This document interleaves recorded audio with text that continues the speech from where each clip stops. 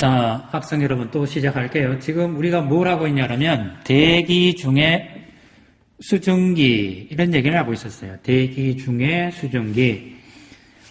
그리고 잠깐 설명하자면 대부분의 대기는 뭐가 있었어요? 대부분의 대기는 산소와 질소로 되어 있고요.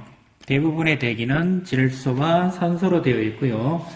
그리고 거기에 누가 들어가는 겁니까? 수증기가 들어가는 거죠. 산소와 질소, 지난번에 기억나시는지 모르겠네요. 앞 시간에 있었죠. 질소, A라는 곳에서는 산소가 있고 B라는 곳에서는 질소가 있다. 그러면 산소는 질소보다 더 무겁습니다. 그 대신 다시 그럼 산소 속에 수증기가 하나 들어가고 질소 속에 수증기가 들어가요.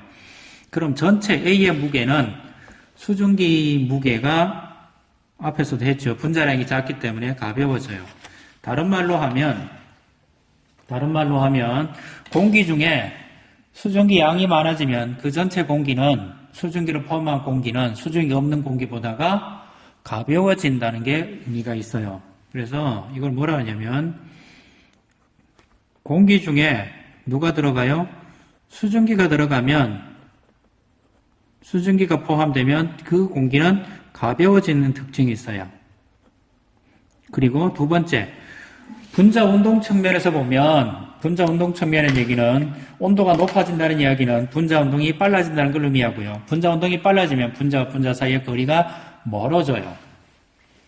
분자와 분자 사이에 멀어지면 그 분자 사이에 누가 들어가요? 수증기가 들어가요. 분자와 분자 사이에, 즉 고온이 되어서 분자와 분자 사이에 거리가 멀어지면 그 사이로 누가 들어간다? 수증기가 들어가요. 수증기가 들어가면 공기는 또 가벼워지겠죠. 그래서 우리 교과서 65쪽에 나온 말이 뭐가 있습니까? 포화수증기라는 말이 나옵니다. 포화수증기라는 얘기는 공기 몇 킬로그램? 1kg 속에 포함된 뭐의 양이에요? 수증기 질량을 의미해요. 질량은 그람수죠. 자, 요거는 최근에 바뀐 것이고 옛날에는 공기 1세제곱미터 이렇게 부르기도 했어요. 하지만 뭐 1세제곱미터든 1kg이든 특별하게 차이는 없고요. 그냥 공기가 보고 얘기할까요? 자, 요 그림인데요. 이 그림이에요. 이거는 공기의 질량이에요. 공기 몇 킬로그램입니까? 이 1kg 속에 들어가는 수증기 양입니다. 그게 부피든 질량이든 의미가 없다라고 그랬죠. 단위는 특별한 의미 없어요. 그런데 뭐가 의미가 있습니까? 기온이 이쪽은 고온이 되는 거고요. 이쪽은 저온이 되는 거예요. 기온이 높아질수록 수증기량이 높아질 때 수증기량이 어떻게 돼요? 증가하는 게 의미가 있습니다. 왜 증가하는지는 앞에서 제가 잠깐 설명했어요. 어떻게 설명했어요? 분자 운동이 활발해지면 분자와 분자 사이의 거리가 멀어지고요. 그 사이에 누가 들어가요? 수증기가 들어가죠. 수증기가 들어가면 그림을 다시 그려볼까요? 이렇게 그렸죠. 어떤 모양이에요? 이쪽은 온도, 이쪽은 수증기량 이래 되는 거죠. 이 값이 어떤 모양이라고요? 대부채로 이런 모양을 띄어요. 즉 온도가 높아질 때 수증기량은 뭐한다? 증가한다? 이런 의미입니다. 그럼 반대도 설명할 수 있어요. 반대란 얘기는 무엇입니까?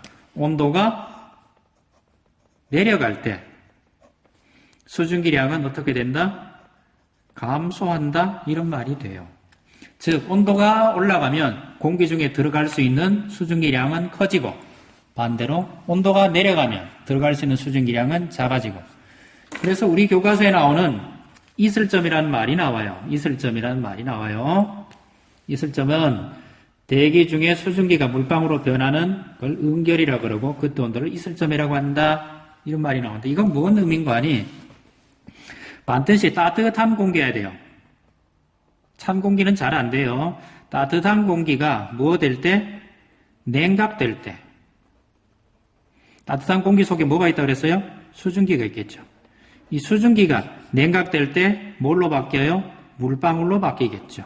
수증기가 물로 바뀌는 거니까 이걸 이슬이 맺힌다. 이슬.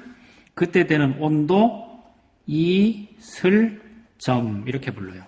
이슬이 만들어지는 온도 이슬점. 이제 앞에 기상학 시간에는 점이라는 것은 전부 뭘 의미합니까? 온도를 의미합니다.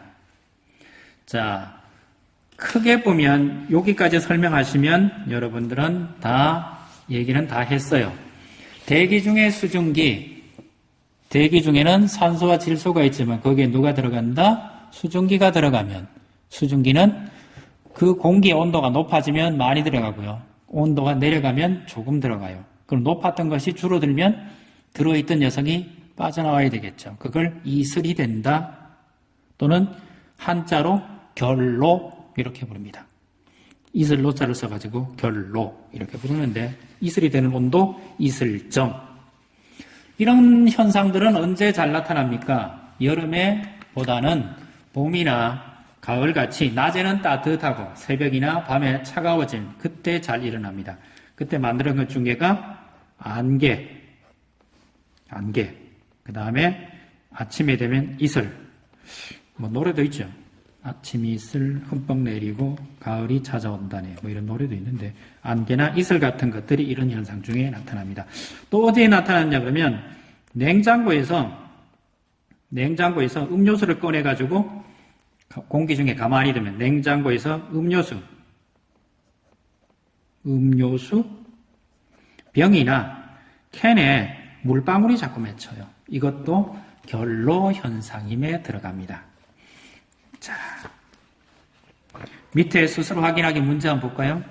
대기 중에 수증기가 물로 변하는 현상을 무엇이라 그럽니까? 응결 또는 응결 이렇게 부릅니다. 공기가 포함될 수 있는 최대 수증기자는 기온이 높을 때 잘 됩니다. 냉장고에서 꺼낸 음료수 캔을 실내에 놓아두면 캔 표면에 물방울이 맺힌다. 이 까닭을 포화 수증기랑 관련지어 설명해보자. 냉장고에서 꺼낸 음료수, 이거를 뭐라 그럽니까? 차갑죠? 이게 차가우면 주변 공기가 뭐가 돼요? 냉각이 되죠. 주변 공기가 냉각되면 거기에서 무엇을 도달해요? 이슬점 도달. 이렇게 부르죠. 그러면 이슬점에 도달한 녀석들은 뭘 만들어져요? 응결이 일어나죠. 응결. 그래서 응결은 물방울이 맺힌다. 이슬점에 도달한다는 얘기는 포화 상태가 된다는 걸 의미하겠죠. 포화 상태가 아니면 이슬은 잘 맺히지 않습니다. 자, 대기 중에 수증기는 여기까지 하고요. 다음 시간에는 상대 습도 얘기에 대해서 하겠습니다.